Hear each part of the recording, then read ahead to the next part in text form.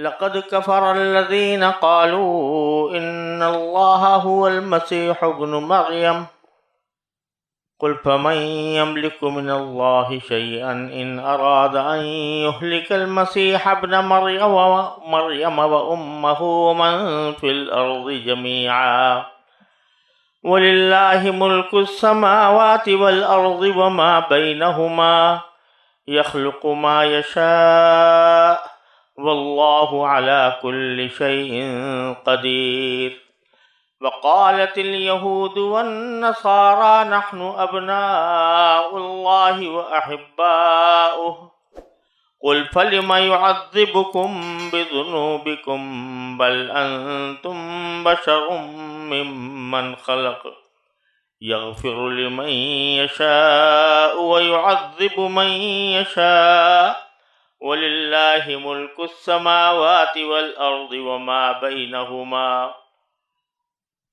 وإليه المصير يا أهل الكتاب قد جاءكم رسولنا يبين لكم على فترة من الرسل أن تقولوا ما جاءنا من بشير ولا نذير فقد جاءكم بشير ونذير والله على كل شيء قدير۔ ان آیات کریمہ کا ترجمہ یہ ہے، یہ سورہ مائدہ کی آیات ہیں، آیت نمبر 17 سے اور آیت نمبر 19 تک آیتیں پڑھی گئی ہیں۔ ان کا ترجمہ یہ ہے: اے اہل کتاب، تمہارے پاس ہمارے پیغمبر آ گئے ہیں جو کتاب یعنی تورات اور انجیل کی بہت سی ان باتوں کو کھول کھول کر بیان کرتے ہیں جو تم چھپایا کرتے ہو، اور بہت سی باتوں سے درگزر کر جاتے ہیں۔ تمہارے پاس اللہ کی طرف سے ایک روشنی آئی ہے اور ایک ایسی کتاب جو حق کو واضح کر دینے والی ہے، جس کے ذریعے اللہ ان لوگوں کو سلامتی کے راہیں دکھاتا ہے جو اس کی خوشنودی کے طالب ہیں، اور انہیں اپنے حکم سے اندھیریوں سے نکال کر روشنی کی طرف لاتا ہے اور انہیں سیدھے راستے کی ہدایت عطا فرماتا ہے۔ جن لوگوں نے یہ کہا ہے کہ اللہ ہی مسیح ابن مریم ہے، وہ یقیناً کافر ہو گئے ہیں۔ اے نبی، ان سے کہہ دو کہ اگر اللہ مسیح ابن مریم کو اور ان کی ماں کو اور زمین میں جتنے لوگ ہیں ان سب کو ہلاک کرنا چاہے تو کون ہے جو اللہ کے مقابلے میں کچھ کرنے کی ذرا بھی طاقت رکھتا ہو؟ تمام آسمانوں اور زمین پر اور ان کے درمیان جو کچھ موجود ہے اس پر تنہا ملکیت اللہ ہی کی ہے۔ وہ جو چیز چاہتا ہے پیدا کرتا ہے، اور اللہ ہر چیز پر پوری قدرت رکھتا ہے۔ یہود و نصارہ کہتے ہیں کہ ہم اللہ کے بیٹے اور اس کے چہیتے ہیں۔ ان سے کہو کہ پھر اللہ تمہارے گناہوں کی وجہ سے تمہیں سزا کیوں دیتا ہے؟ نہیں، بلکہ تم انہی انسانوں کی طرح انسان ہو جو اس نے پیدا کیے ہیں۔ وہ جس کو چاہتا ہے بخش دیتا ہے اور جس کو چاہتا ہے عذاب دیتا ہے۔ آسمانوں اور زمین پر اور ان کے درمیان جو کچھ موجود ہے اس پر تنہا ملکیت اللہ ہی کی ہے، اور اسی کی طرف سب کو لوٹ کر جانا ہے۔ اے کتاب والو، تمہارے پاس ہمارے پیغمبر ایسے وقت دین کی وضاحت کرنے آئے ہیں جب پیغمبروں کی آمد رکی ہوئی تھی، تاکہ تم یہ نہ کہہ سکو کہ ہمارے پاس نہ کوئی خوشخبری دینے والا آیا، نہ کوئی جہنم سے ڈرانے والا آیا۔ لو، اب تمہارے پاس خوشخبری دینے والا اور ڈرانے والا آ گیا، اور اللہ ہر بات پر پوری قدرت رکھتا ہے۔ پیچھے اہل کتاب کو مشفقانہ انداز میں، نصیحت کے انداز میں دعوت دی گئی تھی کہ وہ رسول کریم صلی اللہ علیہ وسلم کی رسالت پر ایمان لائیں اور آپ کی اطاعت کریں، اور اس کو سلامتی کا راستہ قرار دیا گیا تھا۔ اب بتایا جا رہا ہے کہ ان میں سب سے بڑی خرابی کیا ہے جس کی وجہ سے ان کو صحیح راستے پر آنے کی دعوت دی جا رہی ہے۔ تو یہ فرمایا کہ لقد کفر الذین قالوا ان اللہ هو المسیح ابن مریم، وہ لوگ کافر ہو گئے ہیں جنہوں نے یہ کہا ہے کہ اللہ تو مسیح ابن مریم ہی ہے، یعنی مسیح ابن مریم علیہ السلام کو وہ خدا مانتے ہیں۔ عیسائیوں کے بہت سارے فرقے تھے، اور حضرت عیسیٰ علیہ السلام کا کیا مقام تھا اس کے بارے میں اتنے زیادہ فرقوں میں اختلافات تھے کہ ہر ایک فرقہ اس کی مختلف تشریح کرتا تھا، یہاں تک کہ ایک مستقل علم کی بنیاد پڑ گئی جس کا نام ہے کرسٹولوجی، یعنی حضرت مسیح علیہ السلام کی حقیقت بیان کرنے کے لیے جو مختلف نظریات سامنے آئے وہ اس علم میں بیان کیے جاتے ہیں، ہر ایک اپنے موقف کی کچھ دلائل پیش کرتا ہے۔ تو ان میں سے ایک فرقہ وہ تھا جو یہ کہتا تھا کہ مسیح ابن مریم بذات خود خدا ہے۔ ایک تو وہ تھا نا کہ جو کہتے ہیں کہ خدا تین ہیں، تین میں سے تین اقنوم ہیں، اور ان میں سے ایک حضرت مسیح علیہ السلام ہے، ایک باپ ہے، ایک بیٹا ہے، ایک روح القدس ہے۔ بات کہتے ہیں باپ ہے، بیٹا ہے، مریم علیہ السلام ہے۔ ایک تو وہ یعنی اس طرح تین حصے کرتے تھے۔ بعض لوگ وہ تھے کہ جو براہ راست یہ کہتے تھے کہ ہے ہی خدا یہ، یعنی وہ تین کے تکلف میں نہیں پڑتے تھے بلکہ براہ راست حضرت مسیح علیہ السلام کو خدا کہتے تھے۔ تو یہاں ان کا ذکر ہے۔ وہ جو کہتے تھے کہ تین میں سے ایک ہیں، ان کا آگے ذکر آنے والا ہے، لقد کفر الذین قالوا ان اللہ ثالث ثلاثہ، لیکن یہاں ذکر ہے ان کا جو خدا مانتے ہیں، حضرت مسیح ابن مریم۔ اگرچہ خدا وہ بھی مانتے ہیں جو تثلیث کے قائل ہیں، لیکن وہ کہتے ہیں کہ تثلیث جو ہے اس کا ایک حصہ اقنوم وہ عیسیٰ علیہ السلام ہے۔ بہرحال دونوں طرح، چاہے حضرت مسیح ابن مریم علیہ السلام کو براہ راست خدا کہا جائے یا تین اقنوموں میں سے ایک اقنوم قرار دے کر خدا کہا جائے، دونوں ہی صورتیں کفر کی ہیں۔ تو اللہ تعالیٰ نے فرمایا کہ یہ جو لوگ یہ کہتے ہیں وہ کافر ہو گئے۔ اور دیکھو اللہ تبارک و تعالیٰ نے یہاں ایک تو ان کے کافر ہونے کا ذکر فرمایا، اور کافر ہونے کی واضح دلیل خود اسی جملے میں موجود ہے، وہ یہ کہ وہ مسیح ابن مریم کہتے ہیں، مسیح جو مریم کے بیٹے ہیں۔ تو آپ ذرا سوچئے کہ جب خود اعتراف کر رہا ہے انسان کہ یہ کسی خاتون کے بیٹے ہیں، مریم کے بیٹے ہیں، تو یعنی یہ کہ وہ اپنی پیدائش میں ماں کے محتاج ہوئے، ماں کے ذریعے پیدا ہوئے۔ تو جو شخص اپنی پیدائش ہی بغیر ماں کے نہ کر سکتا ہو، وہ خدا کیسے ہو سکتا ہے؟ تو مسیح ابن مریم فرما کر یعنی اسی ان کے دعوے کے اندر جو تضاد ہے اور اس میں ان کے دعوے کی تردید ہے، وہ یہ ہے کہ مریم کے بیٹے ہیں۔ یعنی ایک تو یہ کہ جو آدمی اپنی ماں کا محتاج ہو پرورش میں، تو وہ کیسے خدا بن سکتا ہے؟ دوسرا یہ کہ ماں بہرحال بیٹے سے افضل ہوتی ہے، بیٹے کو اس کی تعظیم کرنی ہوتی ہے، تکریم کرنی ہوتی ہے، بیٹے کے ماں کے پاؤں تلے جنت ہوتی ہے، اس کی خدمت کرنی ہوتی ہے۔ تو ایک تو اس کے پیٹ سے ایک خدا پیدا ہو گیا، اب خدا ایسا ہے کہ جس کو اس کے پاؤں دبانے ہیں، اس کی خدمت کرنی ہے، تو خدا خادم ہے کہ مخدوم ہے؟ اس لیے اس جملے ہی کے اندر اللہ تبارک و تعالیٰ نے ان کی تردید فرما دی کہ ان اللہ هو المسیح ابن مریم، وہ کہہ رہے ہیں وہ مسیح جو مریم کے بیٹے ہیں وہ اللہ ہیں. تو ایک طرف کہیں اللہ ہے، دوسرے طرف کہتے ہیں بیٹے ہیں مریم کے. تو اسی سے ان کی تردید فرما دی. آپ باری تعالیٰ فرماتے ہیں کہ تم تو کہہ رہے ہو کہ مسیح ابن مریم خدا ہیں، اور انہی میں بعض لوگ وہ بھی کہتے تھے کہ مسیح علیہ السلام بھی خدا ہے، مریم بھی خدا ہے. تو اس کے جواب میں فرمایا کہ فَمَن يَمْلِكُ مِنَ اللَّهِ شَيْئًا إِنْ أَرَادَ أَن يُهْلِكَ الْمَسِيحَ ابْنَ مَرْيَمَ وَأُمَّهُ وَمَنْ فِي الْأَرْضِ جَمِيعًا.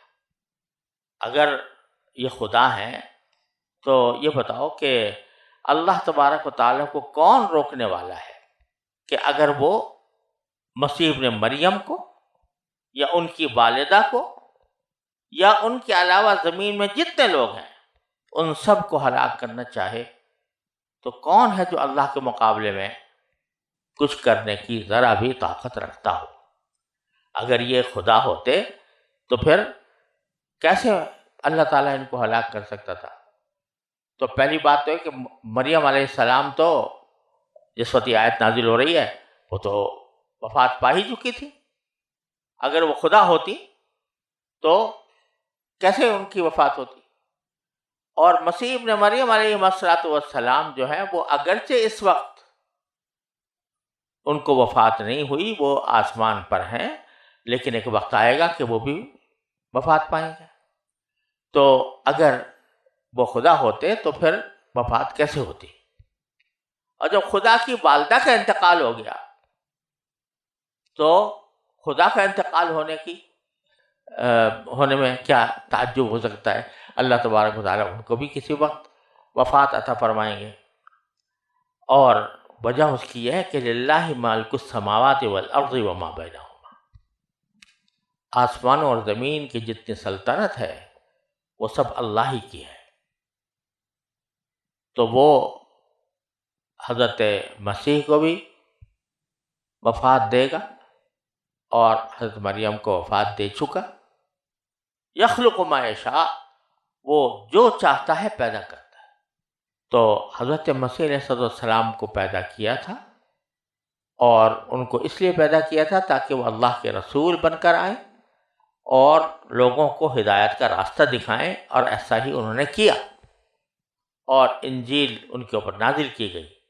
واللہ علی کل شیء قدیر، اور اللہ تعالی ہر چیز پر قادر ہے. جب ہر چیز پر قادر ہے تو حضرت مسیح علیہ السلام کو اپنے وقت پر وفات دینے پر بھی قادر ہے، اور حضرت مریم کو اپنے وقت پر بھی وفات دینے پر بھی قادر ہے. پھر آگے یہود و نصارہ کے گھمنڈ کی اللہ تعالیٰ نے تردید فرمائی ہے. فرماتے ہیں وقالت الیہود والنصارى نحن ابناء اللہ واحباؤہ. ان کی بدعملیوں کا ایک سبب یہ بھی ہے کہ انہوں نے اپنے آپ کو ایک گھمنڈ میں مبتلا کر رکھا ہے. وہ گھمنڈ یہ ہے کہ دونوں یہ کہتے ہیں، یہودی اور نصارہ، کہ ہم اللہ کے بیٹے ہیں اور اس کے محبوب ہیں. اللہ کے بیٹے اور ان کے محبوب ہیں. اور اس کا مطلب وہ یہ سمجھتے تھے کہ ہم جو کچھ بھی کرتے رہیں بیٹا ہونے کی وجہ سے ہم سے کوئی بات پوچھ نہیں ہوگی.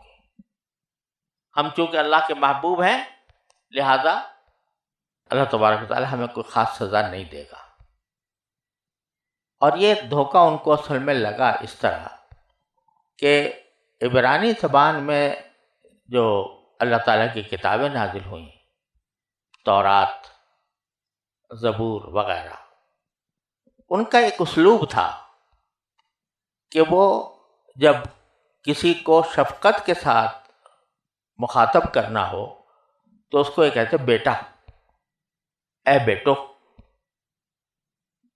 یہ شفقت کا ایک اسلوب تھا. اب بھی یہ بائبل میں پایا جاتا ہے کہ وہ بیٹے کے الفاظ جو ہیں وہ استعمال کیے جاتے ہیں مخاطب کے لیے. جب ظاہر ہے اب اللہ تبارک و تعالیٰ کسی کو کہہ رہا ہے کہ بیٹا یا بیٹو کہہ کر خطاب کر رہا ہے، تو یہ مطلب نہیں ہے کہ یہ بیٹے جو ہیں وہ اللہ میاں سے پیدا ہوئے ہیں، اللہ تعالیٰ کے حکم سے ضرور پیدا ہوئے ہیں، لیکن اللہ تعالیٰ ان کا باپ نہیں ہے اور نہ وہ اللہ کے بیٹے ہیں۔ شفقت کا ایک اسلوب ہے کہ ان کو بیٹا کہہ کر پکارا گیا، تو اس سے یہ غلط فہمی ان کو پیدا ہو گئی کہ ہم تو اللہ کے بیٹے ہیں۔ اور حالانکہ سیاق و سباق واضح طور پر اس بات کی دلیل تھا کہ ان کو جو بیٹا کہا جا رہا ہے وہ حقیقی معنی میں نہیں ہے، بلکہ شفقت کا ایک عنوان ہے جو ان کے ساتھ اختیار کیا گیا ہے، لیکن یہ اپنے آپ کو بیٹا بنا بیٹھے۔ اور جب بیٹے ہیں تو محبوب بھی ہیں، بیٹا محبوب ہوتا ہے، لہذا ابناء اللہ و احباؤ، ہم اللہ کے بیٹے بھی ہیں، اللہ کے محبوب بھی ہیں۔ تو اللہ تعالیٰ اس میں ایک مختصر سے جواب ان کو دیتے ہیں کہ قل فلم یعذبکم بذنوبکم، اگر تم بیٹے ہو تو ذرا یہ بتاؤ پھر اللہ تعالیٰ تمہیں گناہوں کی سزا کیوں دے گا، کس وجہ سے دے گا؟ یہ اس لیے کہا کہ خود یہ لوگ اس بات کے قائل تھے، جیسا کہ دوسری جگہ قرآن کریم میں آیا ہے کہ لن تمسنا النار الا ایاما معدودات، ہمیں آگ میں ڈالا تو جائے گا لیکن چند دنوں کے لیے، پھر چھٹی ہو جائے گی ہماری۔ تو مانتے تھے کہ عذاب ہوگا۔ تو اللہ تبارک و تعالیٰ فرماتے ہیں کہ اگر یہ بات ہے کہ تم میرے بیٹے اور میرے محبوب ہو اور اس کی وجہ سے تمہیں سزا نہیں ہوگی، تو تم نے خود جو اقرار کیا ہے کہ ہاں اللہ تعالیٰ ہمارے گناہوں کی کچھ سزا دے گا کچھ دنوں کے لیے، اور لن تمسنا النار الا ایاما معدودات، ہمیں چند دنوں کے لیے آگ چھوئے گی، پھر اس کے بعد ہمیں چھٹی مل جائے گی۔ اور ایک حدیث میں رسول کریم صلی اللہ علیہ وسلم سے یہودیوں نے کہا، خود براہ راست رسول کریم صلی اللہ علیہ وسلم سے خطاب کرتے ہوئے، کہ جب قیامت کے اندر ہم جائیں گے تو ایسا ہوگا کہ ہم کچھ دنوں کے لیے ہم جہنم میں رہیں گے، پھر آپ ہمارے قائم مقام ہوں گے وہاں پر، یعنی مسلمان قائم مقام ہوں گے، اب ساری زندگی جو ہے پھر وہ مسلمان جو ہے وہ رہیں گے، ہم تو تھوڑے دنوں کے نکل کے چلے آئیں گے۔ تو بھائی یہاں پر کہا جا رہا ہے کہ تم خود مانتے ہو کہ تمہیں عذاب ہوگا، چاہے چند دن کے لیے ہو، ایام معدودات، اگر تم بیٹے ہو اور اللہ کے محبوب ہو تو پھر کیوں عذاب دے گا تمہیں اللہ تعالیٰ؟ یہاں سوال یہ پیدا ہو سکتا ہے کہ بعض اوقات باپ بیٹے کو عذاب دیتا ہے، تکلیف دیتا ہے، سزا دیتا ہے، تو وہ سزا ایک تعدیب کے لیے ہوتی ہے، اس کے ادب سکھانے کے لیے ہوتی ہے، تاکہ وہ آئندہ پرہیز کرے، یہ ہوتا ہے نا۔ لیکن یہاں جو ذکر ہو رہا ہے وہ آخرت کے عذاب کا ہو رہا ہے۔ آخرت کے عذاب اول تو اتنا شدید ہے کہ ایک لمحے کے لیے بھی انسان اللہ بچائے اس میں چلا جائے تو وہ اس کو ہم یہ نہیں کہہ سکتے کہ تعذیب کے لیے ہو رہا ہے، آگ میں جلایا جا رہا ہے، کھولتا ہوا پانی سر پہ ڈالا جا رہا ہے وغیرہ وغیرہ، تو یہ کوئی باپ اپنے بیٹے کی تعذیب کے لیے ایسا عذاب نہیں دیتا آگ کا، اس کو آگ میں جلا دے، چاہے ایک مہینے کے لیے، چاہے ایک چند دن کے لیے ہو۔ دوسری بات یہ ہے کہ تعذیب کا مطلب یہ ہوتا ہے کہ دنیا میں جو بچوں کو ادب سکھایا جاتا ہے تو اس کی وجہ سے اگر کسی کو کوئی مار پیٹ کر لی تو مطلب یہ اس کا یہ ہوتا ہے کہ تاکہ آئندہ اس کا ترجمہ درست ہو جائے۔ اب آخرت میں تو آئندہ درست ہونے کا کوئی سوال نہیں، وہ وہاں وہ دارالعمل نہیں ہے، وہ دارالجزا ہے، عمل تو ختم ہو جاتا ہے مرنے کے ساتھ۔ تو اب اگر آخرت میں کوئی سزا دی جا رہی ہے تو اس کا یہ مطلب نہیں ہو سکتا کہ وہ آئندہ زندگی ان کی بہتر ہو جائے، پھر تو زندگی آنی ہی نہیں ہے دوبارہ دنیا والی زندگی۔ اس لیے یہ احتمال نہیں ہے کہ یہاں جو عذاب دیا جائے گا ان کو وہ ادب سکھانے کے لیے دیا جائے گا اور ان کے حالات کو آئندہ بہتر بنانے کے لیے دیا جائے گا۔ تو عذاب تو ہوگا، تو عذاب ہی ہے۔ اگر تم بیٹے ہو اور محبوب ہو تو اللہ تعالیٰ تمہیں کیوں عذاب دے گا؟ بل انتم بشر ممن خلق، بلکہ تم ایسے ہی بشر ہو جیسے کہ اللہ تعالیٰ نے اور دوسرے بشروں کو پیدا کیا ہے، جیسے انسانوں کو پیدا کیا ہے۔ یغفر لمن یشاء ویعذب من یشاء، اور کسی کے ساتھ ایسا لاڈلا ہونے کا معاملہ نہیں ہے کہ چاہے وہ جو کچھ کرتا رہے اور اللہ تعالیٰ کا لاڈلا ہے اور اس کا بیٹا ہے اور اس وجہ سے وہ کچھ بھی کرتا رہے اس کو عذاب سے نجات مل جائے گی، بلکہ اللہ تعالیٰ جس کو چاہتا ہے اس کی مغفرت کرتا ہے، جس کو چاہتا ہے اسے عذاب دیتا ہے۔ تو یہ کسی کے لاڈلے ہونے کی وجہ سے اس کو عذاب سے نہیں بچایا جا سکتا۔ حضرت ابراہیم علیہ السلام کتنے جلیل القدر پیغمبر ہیں، زندگی بھر دعا کرتے رہے کہ اللہ میرے باپ کی مغفرت فرما دے، لیکن آزر ان کا باپ جو ہے وہ آخرکار عذاب ہی میں مبتلا ہوا۔ تو یہ کسی کے لاڈلے ہونے کی وجہ سے کوئی عذاب ٹل نہیں سکتا اگر انسان کفر اور شرک کا ارتکاب کر رہا ہو۔ وَلِلَّهِ مُلْكُ السَّمَاوَاتِ وَالْأَرْضِ وَمَا بَيْنَهُمَا، اور اللہ ہی کے لیے ہے سلطنت آسمانوں اور زمین کی اور ان تمام چیزوں کی جو آسمان اور زمین کے درمیان ہیں۔ وَإِلَيْهِ الْمَصِيرُ، اور اسی کی طرف دوبارہ لوٹ کر جانا ہے، ہر ایک انسان کو جانا ہے۔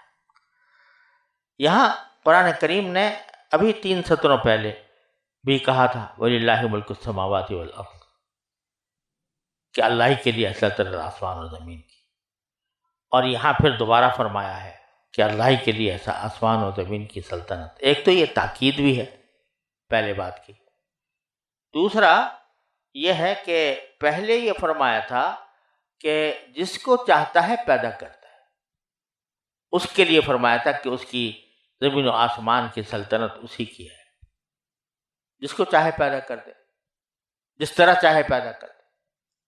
اور یہاں ذکر ہے کہ جس کو چاہے عذاب دے اور جس کو چاہے اس کی مغفرت کرے۔ تو اللہ تبارک و تعالی جس کی مغفرت کرنا چاہتا ہے تو کوئی اس کو روکنے والا نہیں، اگر کسی کو عذاب دینا چاہتا ہے تو عذاب بلا وجہ نہیں دیتا، اس کی کرتوت کی وجہ سے دیتا ہے، تو اگر اس کو عذاب دے رہا ہے تو وہ اس کی مشیت کا تقاضا ہے، کیونکہ آسمان و زمین کی ساری ملکیت اسی کی ہے۔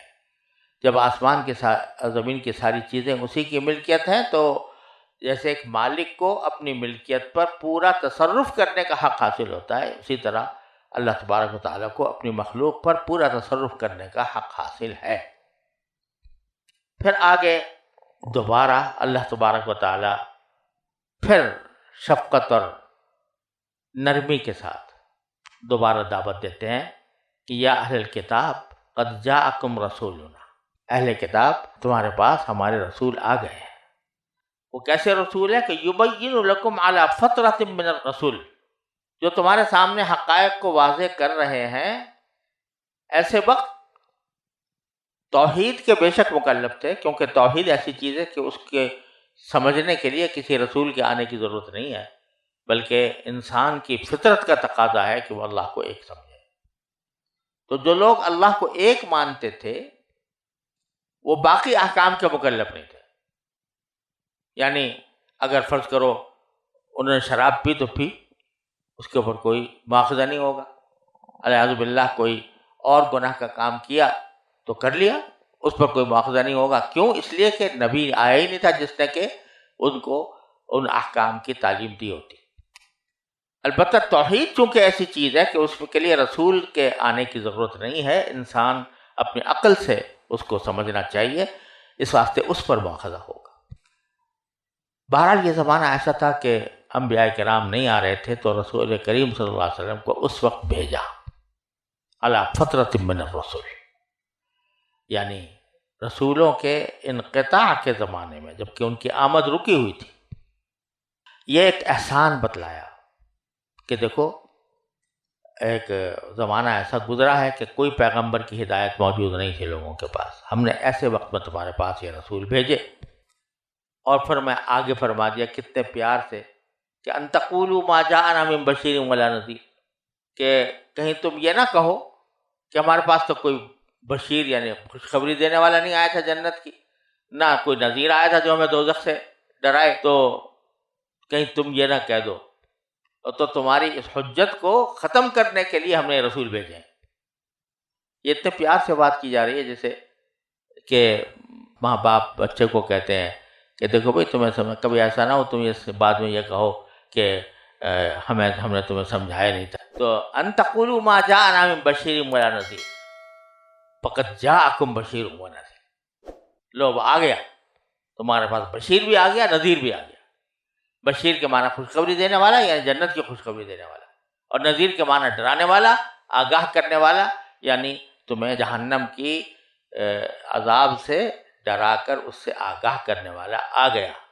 تو اب تو مان لو، جبکہ اتنے دنوں تک فترت رہی، پھر ہم نے تمہیں ایک رسول بھیجا، تمہارا جو عذر ہے وہ ختم ہو گیا کہ ہمارے پاس تو کوئی آیا ہی نہیں تھا، تو یہ آ گئے۔ واللہ علی کل شیء قدیر، اور اللہ تعالیٰ ہر چیز پر قادر ہے۔ لہذا جب زمانہ فترت کا تھا تو ہم نے اس طرح لوگوں کو چھوٹ دے دی کہ چلو توحید کے سوا جو کچھ بھی تم کر رہے ہو مواخذہ نہیں ہوگا۔ اور اب جب کہ نبی آ گیا، رسول آ گیا صلی اللہ علیہ وسلم، تو اب اللہ تعالیٰ اس پر قادر ہے کہ تمہاری نافرمانیوں پر تمہیں عذاب دے اور آخرت میں اس کا مواخذہ کرے۔